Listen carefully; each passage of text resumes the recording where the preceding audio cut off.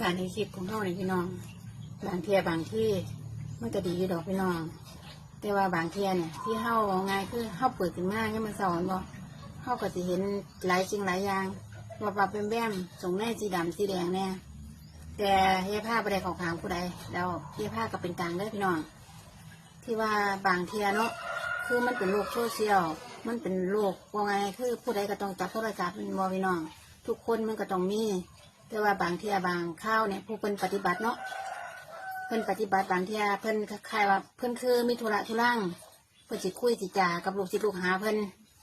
บัดนี้เพิ่นจับโทรศัพท์ขึ้นมา